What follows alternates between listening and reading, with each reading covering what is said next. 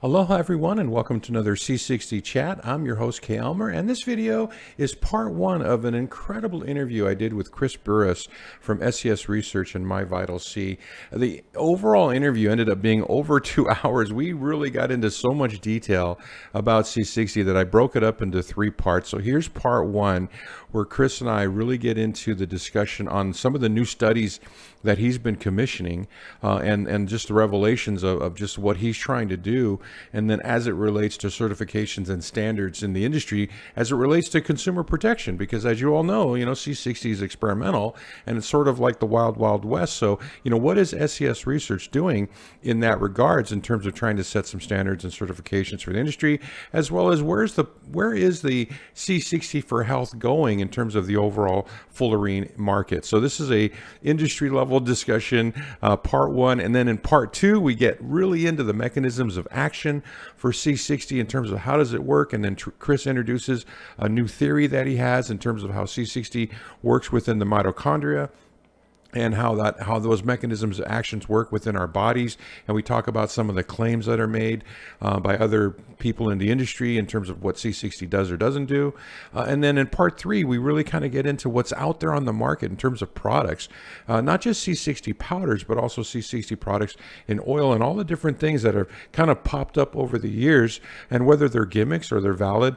Really just being able to get someone like Chris to really kind of weigh in on some of this stuff is just so invaluable to those of us who are biohackers and we are taking C60. So I hope you enjoy all 3 parts. Here's part one, and without further ado, here you go. Aloha everyone and welcome to another C60 Chat. I'm your host Kay Elmer, and today I've got a very special treat. I'm interviewing Chris Buress of SES Research and My Vital C. Now, if you haven't heard of who Chris is, he and his partner Robert Wong are literally one of the pioneers in the C60 industry. And when I say pioneers, I mean they literally started their business producing C60 carbon 60 fullerenes before the Nobel Prize was ever awarded to the scientists who had discovered it. And in fact, Chris and his partner worked with the individuals or the graduate students that had worked with the Nobel scientists. And so it goes back over 30 years where Chris and his partner have been running SES Research, which is the largest and most prestigious producer of carbon 60 fullerenes in the United States. So he's got over 30 years of experience in the carbon 60 and fullerene industry. And then, of course, he's been there the entire time where it primarily when carbon 60 primarily went from being an industrial for industrial use all the way into its discovery for its benefits to health. And so the amount of information and experience that Chris has is just amazing. And I think you're going to love this interview, because what I'm going to do is basically talk with Chris about all the different things about the industry, about carbon 60, both as a like a wholesale powder substance, as well as the C60 oil industry and how it's gone into health. And then of course all those other weird things that are coming out now, all the different ways people are trying to sell C60, and just really getting someone who's been there since the beginning, who's got the most amount of experience in carbon 60 fullerenes, and just getting his perspective on all of those different things that you see out in the market. And it's just going to be a great interview. So come along with me. Now, let you know a little bit about Chris. He's a research engineer and scientist whose primary mission is to help people live longer, happier, and pain-free lives. That's what he does. He's really into longevity. Again, I mentioned he's the co-founder and co-owner of SES Research and his retail company called My Vital C. It's all based in Houston. And, again, it was founded in 1991, and it's literally the number one C60 manufacturer and producer in the United States. Now, Chris has a BS in mechanical engineering from the University of Houston with a diverse background in the field of inventions, manufacturing, and internet technology. And what's really interesting as well is he's a co-inventor of patents related to the use of explosives in downhole oil well drilling. That's got to be his Texas flair. But he's also the co-inventor of the most efficient fullerene manufacturing equipment in use since 1991. So he's really been a part of the C60 industry and has developed the machinery and the techniques and methodologies along the way for the last 33 years. And so lastly, I just kind of want to let you know that he's written a book and he's the co-author of a book called Live Longer and Better. And it's his life story. He's really that incredibly just the experienced in terms of just what he's been able to do in this industry from its very fledgling beginnings to where it is now, which is really huge. And so it's just he's got an incredible life story, and he's documented it in a book called Live Longer and Better. And the book explores how his work with the Nobel Prize winning scientist who discovered the miracle molecule of C60, made him revitalize his thinking, and really just kind of helping him try to, really kind of just really move towards, living longer and better being his entire focus right now. And, the most amazing thing about Chris Buress is this guy has been working with C60. Look at him. He's the poster boy of longevity in terms of, all of us that are pursuing longevity and better health. That's why we're taking C60. And when you look at this guy, you would never guess that he is as old as he is. And so if there's anyone that's going to be the poster face for C60, it's this guy. So, it's just an amazing thing. I mean, he looks so young for his age. And of course, he's the C60 guy. So, it is really kind of amazing. He's literally the walking commercial for C60. But anyway, before we jump in and bring Chris on the line, I do want to give out a disclaimer that the information in this video is provided for informational purposes only and is not to be considered medical advice or instruction. Statements made have not been evaluated by the Food and Drug Administration. SES products are not intended to diagnose, treat, cure, or prevent any disease. Consult with your physician or healthcare provider for medical advice. Okay, now with that said, let's bring Chris on and start our incredible discussion. Thank you. All right, everyone. I've got Chris Buress on the line, and it is going to be a great chat. I'm really excited about this. Thanks for making time for me, Chris, and welcome. Kay, thank you so much for having me. You've been a big champion of C60, I think probably from the very beginning. I certainly appreciate that. It's a molecule, as you can imagine, that's near and dear to my heart. And it's also interesting that we have some parallels in the kind of biohacking space that we seem to be on parallel journeys. So I'm glad to be here with you. Oh, thanks. Yeah, it really is kind of there's a definite connection between people that are seeking C60 for health and the longevity crowd. I mean, I can't even imagine. It's perfect for the biohackers. Actually, remember the very first group of early adopters were those Lounge City, Yep. um, Yep. Forum, and all Yep. those biohackers in that forum. They were the first one, the guinea pigs that really went for it. So, it all started with biohackers, and that's what's really cool about it. But You, yeah, you know, I, I tell the story regularly, right? And it's actually in my book, Live Longer and Better. And I tell the story that this molecule came out, it was great for industrial purposes.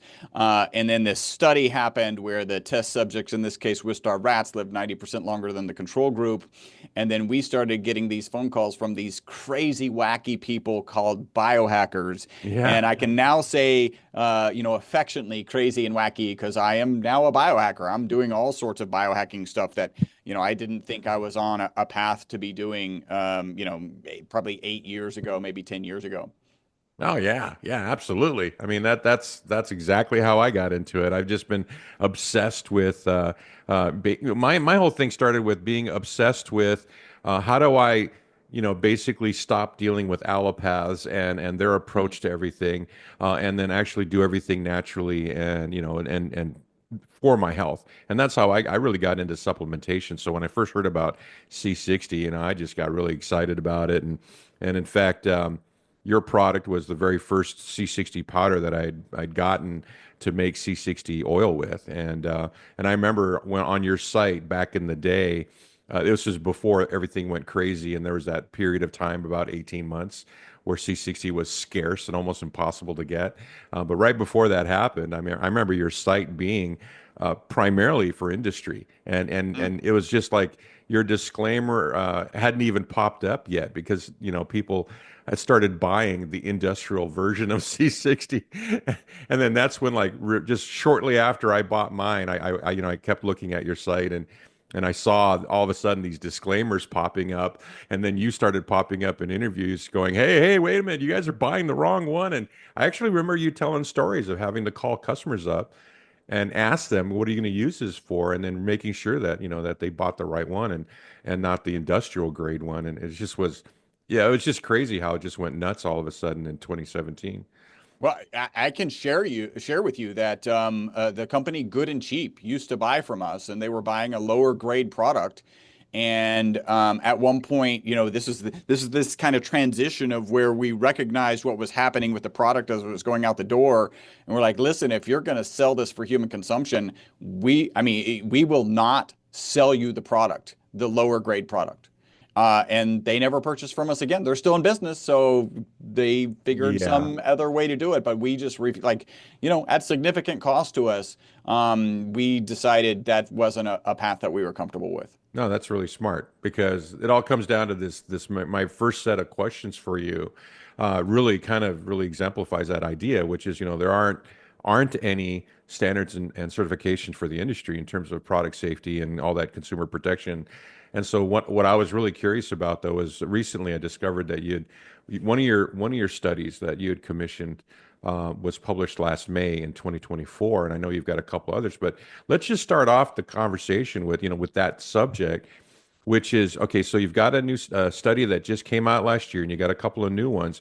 But I was just wanted to kind of just share with people that this information has now been published, peer reviewed, and it's kind of interesting, right? Because you've got a study that basically says, "Hey, C60 is not toxic," and Yep. and everybody kind of just accepts that. But what people I don't think realize is that this is a certified study that you had, basically the European and the American governmental regulatory bodies actually, advise you on, right? And that this is an actual full-on certified study that says, hey, it really isn't toxic. And I'm wondering if you could kind of talk about this study, the other two studies that you've got in the works, but even more so though, when you're done with that, is I really would love to just understand is like how is this now laying the groundwork for FDA approval as well as finding a path towards standards and certification for consumer protection in the industry. So let's start with that. Yeah, when you look at the highest quality supplements out there and what path they tend to go on, this is so one thing that's very important to make clear is C60 is not a new molecule, right? Yeah. It's one of the reasons that we actually are able to sell it is because we've all been exposed to it, right? Really small amounts, and the evidence for that is if you collect the soot from a candle, and normally you would do that by putting a cold steel plate over a candle, you have this black soot, this black Hmm. carbon soot. That's got parts per million or parts per billion of the C60 molecule in it, right? So we've all been exposed to it. That's one of the reasons that allows us to keep it on the market. If you were to go down some of the classic paths that the FDA has available, right?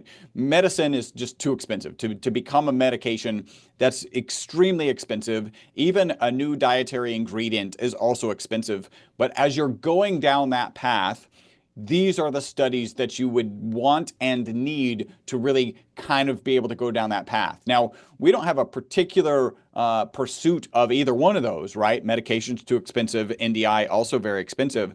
But as a company, we wanted to have the fundamental studies that the UK or European Union governing bodies or the US governing bodies would say, hey, this is good and this is safe. We're comfortable it's safe. I know you are too. I take it, you take it. Everybody on our team here takes it.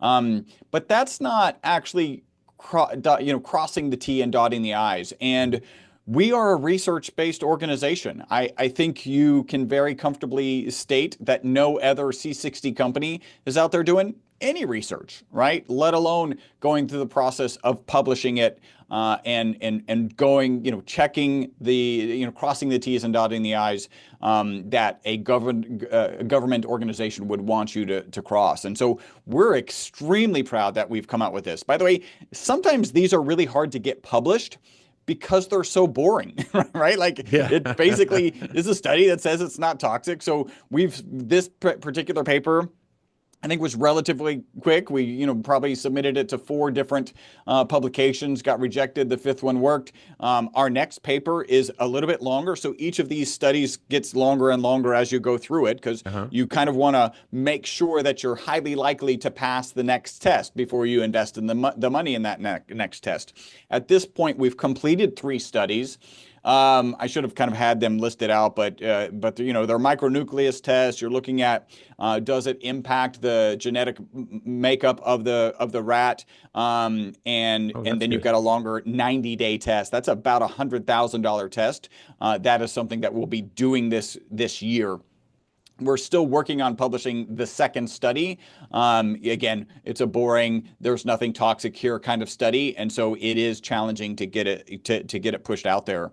Like I said, we're extremely proud, extremely excited that we're a C60 company, really a supplement company in general, Yeah. that's doing those studies that you would really like to see to have confidence. And I know we're going to talk about some quote unquote C60 products that are out there that aren't the same C60, right? They're not actually even C60, and they don't have this type of study. And that's really scary to me.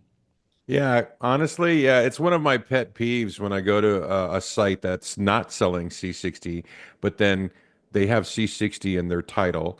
And then if you go to their quote research links, it's just a list of C60 studies. And it's like, Which are okay, not relevant. I'm selling apples, but here's all the evidence that oranges are good for you. Yes. It's just like, oh, that just drives me crazy. But yeah, definitely. So here we go, folks. I just want to really point out that I'll put a link to this study below now, in terms of if you're interested in reading it. But I just want to really point out something that's amazing is that not only is Christopher and his partner Robert on this on in terms of the scientists that conducted the study, but also Fatih Musa. And if you're familiar with who Musa is he's one of the scientists that was on the Paris 2012 rat study. And so, yeah, just that collaboration going back and connecting that back to Fatih Musa is really, it just really makes it a very reputable study. So, yeah, some great scientists on it. So, Yeah. now So are it the other just two studies finished? Yeah, two of them are already done. We're just working on Okay. publishing the second one. That's been problematic. I actually got to follow up with Dr. Musa. Um, Something to share. So Fatih Musa is actually the lead scientist. He's not listed first, but he's the Oh, lead okay. scientist on that original, right? So it was his lab, it was his grad student, Bhatti, Okay. who for whom that original paper publication is usually attributed. But actually, Fatih Musa is the lead researcher. Just like you see here, he's kind of at the end. We funded this through an organization through a lab that's out of Hungary. It's all documented. It meets the European Union. It meets the USA standards. And then we partnered with Dr. Fatih Musa. And that was kind of interesting because we had this paper. We knew we wanted to publish it because it's really valuable to publish because then you get that peer-reviewed aspect of it. And about that same time, Fatih Musa published just a note out on in kind of in the research space, was basically saying, listen, it's been 10 years since I did this study. Nobody has done the fundamental toxicity studies that would, convince the FDA or the European Union that this was safe. Why hasn't anyone done this? And so I reached out to him. I said, well, we have, and we'd love to publish a paper with you. And so he actually wrote the paper based on the study that we funded, and then got it submitted and ultimately got it approved. So I really appreciate Fatih Musa, everything that he's done in the C60 space. I really like to give him credit. You think about that original study, right? It was supposed to be a toxicity study. The toxicity study, a typical Wistar rat lives 32 months. At about 32 months, all of the rats that were given water, the control group, were dead. At that point, if there was anything that was ever true, right? C60 in olive oil is not toxic because literally all of the C60 with olive oil rats were still alive and all of the control group were dead. And so this is a non-toxic material. Even though their study was officially done, they continued to do the animal husbandry for another 30 months, right? And kudos to them. That's a lot of work. You ended up with more than double the amount of time that you thought you were going to be doing this toxicity study, and in order to get the result that's been so spectacular. Yeah, honestly, to this day, based on that study, and then there have been other studies that have demonstrated longevity in whole animal studies.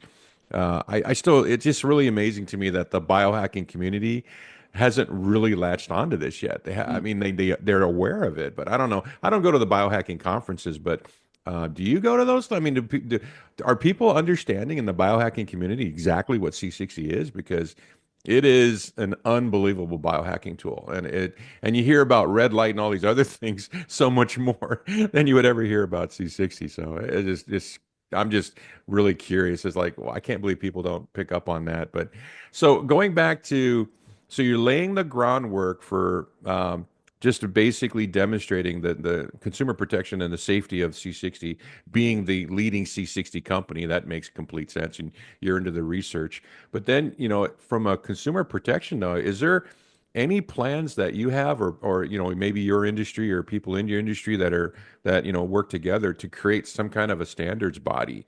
Because a couple of years ago, for those of you guys who don't follow C60 much, Chris, you had an interview where you basically talked about another study you did a few years ago where you looked at 22 C60 products and all 22, none of them matched what their Except for labels one. had said. Oh, one did. Okay. What, of course, ours, right? Because Okay. we So actually yours have was the one of the equipment, 22. right? We test regularly, but Yeah. of those 22 other brands, one was a high quality brand, and really, yeah, I think you have Ian Mitchell. It was his product, Oh, right? yeah. I'm Like not surprised. Yeah. I have so much respect for Ian Mitchell. I would like to put together a kind of standards and certification for the industry with him because he is the person that's delivering. Other companies have approached us, but they're already kind of fundamentally making claims that we believe are not true. And it's just hard for us to get involved with a company that doesn't have the scientific integrity that we have. And Ian absolutely has that integrity. Yeah, I don't know if you knew this, but he'd mentioned in a recent interview that he's actually pursuing duplicating the 2012 study, Oh, and he's awesome. trying to get it through peer review now. But I think he did it with the University of Tulsa, and Now, was that a mouse study? Because I was aware that he I think did. he's doing it with I don't know if he's doing Wilstar rats or those other types of rats, but I think he's doing it with rats because I think he wanted to duplicate the actual study. So not sure which types of rats, but he's definitely he stated in an interview that he's actually conducted the study and that he plans to put it out hopefully this year. Wow, man! If I bumped into him at in Las Vegas at the A4M Longevity Fest, and just complimented, I'm so happy to be in this industry with him. He's such a champion of quality science. If I had known that, I would have started asking questions about Yeah, that. yeah. And I'm trying to. He's so hard to nail down, but I'm trying to get him. I only got him like once last year, but I definitely want to get him and talk with him about that. I think that's monumental because then you now have, like you have your study, but yours was, I believe, 2 weeks, right? And yeah, then you're no, doing still, another 90, but he's actually doing right this literally LD50 study, and he's yeah. duplicating the Fatih Musa study. So I think when that comes out, and because he already had done it and he talks about it, but he never published it. He Uh, did it with a P52 knockout rat. yeah, that was it. Yeah, that was the Yep. rat that he used. So he used that. He's also done studies with dogs. And so, but but basically the information is just a written up account of the study, but not peer reviewed. So, but Yeah. yeah, so I think it's really coming together in terms of laying that foundation for standards and certification. And I guess the thing I wanted to point out to those of you listening to the interview is if you don't realize it, that out of 22 products, 21 the amount of C60 in the product did not match what was stated on the label, which is one of the reasons I'm a big DIY guy because as a DIY guy, I can tell people, hey, you make it yourself. You know what's in that all in the oil Yeah. when you're Yeah. done because you added it, and you know what's left over. You can see the residual, and you can kind of guesstimate, but you're never going to get 100%. Because of there's a whole nother issue about that, but the idea though is that hey, you know what? There's no standards. If 21 out of 22 they cannot match, the product is in the bottle matches what says on the label in terms of whatever, like 0.8 milligrams per milliliter is like And, how much oil are you buying when you thought you were buying C60, right? yeah, and I want to share as as disappointed as I was in that result. I kind of wasn't surprised, right? So if you think about the journey of SES Research, we started manufacturing carbon 60 back in 1991. 1991. Fast forward, the study gets published in mid 2012, mid 2013, we get this crazy, wacky group of people called biohackers, and I can say that affectionately. I know, Kay, you are. I am a biohacker. They start calling and saying, "Hey, how much should I be consuming?" And what Robert and I, my business partner Robert and I, heard when they were asking that is, "Hey, Chris, how much of this stuff that you sell to research institutions around the world to put into inks, batteries, tires, and photoshells, how much of that stuff should we be consuming?" And Robert and I were like, "I think you should be consuming none, right? Like Yeah. that, like we're just ultra conservative carbon nanomaterial scientists." So we added not for human consumption to our labeling. This is when you were talking about, hey, they started putting in statements on their website that, for human, not for human consumption. That was about mid 2013. Robert and I got together like every quarter. Hey, do we want to get into the supplement market? Is this something we want to do? It's a very different market than delivering, a pile of black powder, right? Yes. C60 to research institutions around the world who would then, probably give it to their research assistant, give it to their graduate student who had the equipment, who had the know-how, and they would confirm that we shipped them what we sold them. That's not how the supplement industry works. So we're getting together every quarter. We're saying we don't want to get into this. That mindset didn't shift until about the latter part of 2017. And in that time frame, I found a paper that said 50% of the supplements this research group had purchased off the market. So not C60 supplements, but just 50% of supplements in general didn't have in them what they said they had in them. And that was one of the driving forces for us to not get in the industry. Finally, a guy with a big YouTube following, you probably know who it is, started talking about all the benefits he was getting, taking it on a daily basis. And then our phone went from ringing 2 to 3 times a week to 10 times a day. And a couple of things popped into Robert and my mind. One of them was what happened in that research paper, where 50% of the supplements on the market don't have in them what they say they have in them. That's going to happen to the C60 space. Like, we're in a unique position. We have a lab. We've been working with the molecule, for 28 years, something like that at that time. We really should probably do the responsible thing and step in and provide a high quality product. And then the other thing is, like, you just got to ask yourself 2 questions. The first is a moral question. Are we comfortable selling it? Like I said, I take it. My wife takes it. Everybody on our team takes it. Not a requirement to work here. And then the other one is the FDA and the FTC, right? So you got to cross the T's, dot the I's. And that's really why we launched into that. And I just want to share that to give you some perspective of, I really didn't want to be in the C60 health supplement space.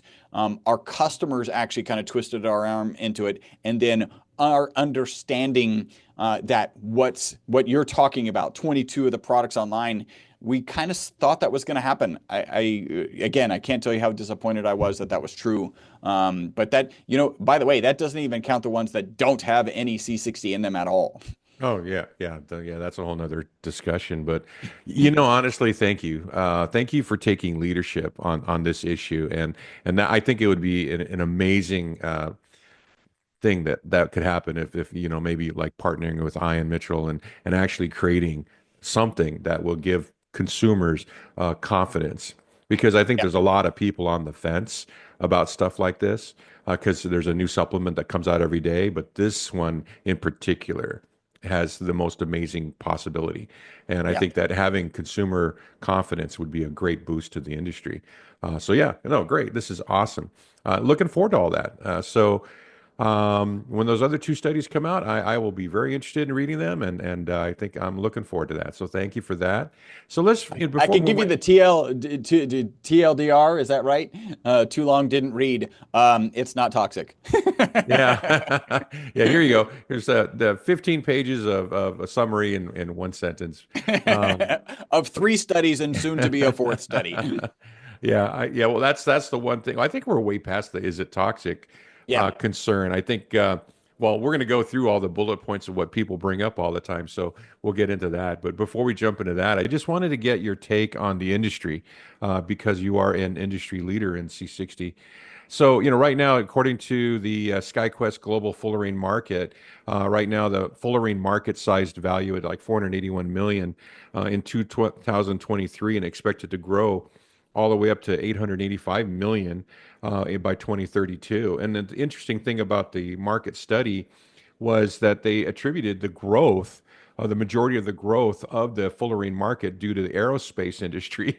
And so, when they kind of put out this graph, they're like saying, well, it's the different market sizes and the amount of money that's going into the fullerene market is going to be growing at 7% per annum between now and 2032, but only in the aerospace. And they don't mention, and I couldn't afford to buy the whole study, so I only got to read the abstract. So I wanted to ask you, from an industry leader in the fullerene space, if all of the money is going into aerospace, like what would you say is a percentage of the fullerene market in the health supplement space? And then how do you see that growing over the next few years? Well, first off, this particular report just gets regurgitated. They adjust it each year. Probably 10 years ago, we got tired of letting them know that SES Research wasn't even in the report, and Oh, okay, that that's two of the why. companies that were in the report were no longer in business, right? So it's an incredibly flawed report. Oh, okay. In the aerospace industry, like the only thing that I could think that might be using it is actually single-walled nanotubes or maybe multi-walled nanotubes. So kind of wouldn't fall into the C60 space. Is a nanotube a fullerene? It probably is considered a fullerene, but us in the industry would say like that's nanotubes. These are fullerenes. We Yeah. would separate those two. So I would say incredibly flawed. Yeah, okay. Especially if they don't include you. That's Yeah. ridiculous. Okay. Well, and they may now, but I can tell you for years I'm not buying a report because I already know it's useless because it Yeah. doesn't include us, the leader in the Yeah. industry, right? So That's a like huge thing. I mean, right off the bat, I mean, if they don't, yeah, in other words, they're not even watching. Yeah, yeah, obviously they're not watching that whole space. So none of this, so obviously none of this is accurate, except yeah. the fact that, oh, hey, in the aerospace industry, it's growing by 7%, but only in that industry. Yeah, So, yeah. and our fullerenes or nanotubes growing with it, that depends on how the efficacy of those products in that area. Okay. Now, granted, in that space, we tend to sell grams and on great days kilograms.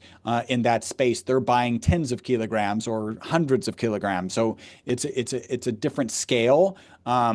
But like in terms of efficacy, like this report is drastically wrong. And has been for since we've been in business. No. Um, I think that in the health space, it's going to continue to grow. I'm excited that there are companies out there growing it. I wish that they would be more honest with their marketing. Part of me is like, whatever marketing gets awareness of this product. When I go to biohacking conferences, and this is like the leaders of the leaders in terms of being aware of what's going on, only about 30% of the people have ever even heard of C60. And that's in a space that's really strong. So this kind of goes to like when you're coming out with gummies, come on, like let's just grow the industry first, right? There's a lot of work to be done there. We don't need to be fighting over the existing business and having gummies that have one quarter of an actual serving in them, so that then consumers have a bad experience. So I'm excited that and we're going to continue to push and grow the market. People can find me on my podcast. I was going to share in terms of oils. I just interviewed a guy by the name of Udo Erasmus who really brought flax seeds to market, and he's really just that recent interview is kind of what settled me because I already had this kind of mindset rolling around in my head that the problem is problematic oils. It's not seed oils, right? It's problematic seed oils are a Yeah. problem, not seed oils in general. So I don't know if I've done a reasonable job I certainly can debunk that study. I mean, that report. No, yeah, thank you. No, that's great. 'Cause I've never bought it, and I just read the abstract, and it just seemed weird that they hadn't even mentioned the fact that there's a health application for C60. And then last, I guess the last question is I recently did a video on the application of C60 in the farming industry, in agriculture, plants and animals, and the research was really interesting on the value of C60 with regards to plant fertility, or not fertility, but production, as well as what it did for pigs, in terms of just the quality of the meat and so forth. And but it all hinges on the fact of availability. And so, like, actually, one of a farmer actually responded to that video and stating that that's exactly why he was interested in adding carbon. So he'd gotten his comment was something along the lines of, that's why he also had read studies like that, and he's actually adding activated charcoal to his fields, right, to add that carbon element to the soil to try to help his plants and get better production. So, but it all hinges on one thing. Is like, is there ever going to be a time, or do you ever see the ability? Because I know that when you first started making C60 back in the 90s, I think it was like $7,000 a gram or something, right? And Six. now Yep. it's like 250 a gram. But even then, it's like there's no way farmers can afford something that expensive. But is there ever going to be a time, do you think, that they'll be able to mass produce C60 so that farmers, and other types of industries who need large quantities of it can put it into, let's say, the food supply for cattle and pigs, to improve meat quality and improve the health of their animals, which is important, right? Because if, especially if if I'm in the chicken industry, I would love to be able to get my layers, right? If I'm producing eggs, and especially right now, could I get my layers to live an extra 18 months and be even more productive, right? And even more eggs out of the same chickens. So, but is it possible? Because I've read a couple of press releases, one from Mitsubishi and one from Canada Carbon, where they said that they had found manufacturing processes that had the ability to produce C60, quote, at scale, but there was no detail, right? It's just a press release. But where are we on that? I mean, where do you ever think we can actually produce it by the ton and have it I affordable for farmers to use? I think we can. I've got about 5 more minutes. Okay. Let me first throw in, because I love this with your eggs. We have gotten testimonials. Again, they're testimonials, so take them with a grain of salt, of chickens that stopped laying eggs, that started laying eggs again after Oh. going on the product, right? And we've actually had some women whose cycle has started up again after going on the product, which can be concerning, right? But I think that fits right in kind of what you're saying. In terms of pricing, there are absolutely processes that can be put into place and that could scale this. It's just not worth the investment at this point, right? So there was a Canada Carbon that was actually in association with our good friend Philippe Chabante, and they're out of business now. And Oh, then okay. Mitsubishi, that was way back, Oh, probably yeah, that was a long time ago. right, late 90s. Yeah. Um, and they purportedly, right? So we don't even know anybody, haven't had any conversations. They purportedly took this big grain silo, filled it with carbon, ran electricity through it, produced a bunch of fullerenes, and then said, well, once this becomes a viable technology from a cost perspective, then they can fire that back up. I don't believe that that's actually a viable process, but there are processes that are very similar to manufacturing carbon black, which is, of course, manufactured at scale, that would produce fullerenic soot. But then again, you still have to separate that. So you've got the expense of the solvents to separate the 90% of junk from the 10% of actual fullerenes. The other processes tend to be lower scale. I have some more to say there, but I'm really Yeah. kind of running Yeah. out of time. Okay.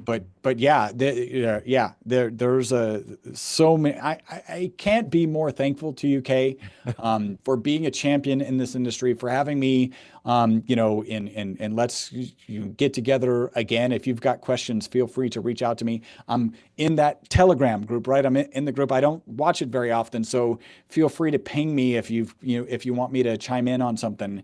But I'm just happy to be in a position that I never thought I would be in. But having my job is to share amazing research and then hear amazing testimonials, and I couldn't be more blessed. Oh, thank you so much, Chris. I really appreciate your time. So, anyone that wants to reach out to Chris, he's going to be at SES Research. I'll put all the links in the video description. So you find you at SES Research, find you at My Vital C, and you have a podcast, right? So let me go ahead and I'll put a link for that as well. And Yep. I just want to say, like, talking to you is like given all the research I've done for all these years, it's like literally being in a candy shop. I get to ask every question that I've been wondering about. So thank you so much. I'm gonna have to break this up into parts because there's so much content here, and I'll go ahead and get that done. But thanks for your time. I Ah, really, truly appreciate it. I love this conversation, and I really, really, really just am just happy you had some time for me today. thank you, Kay. All Take right. care. We'll be in touch. All right. You take care. Thank you very much. Aloha.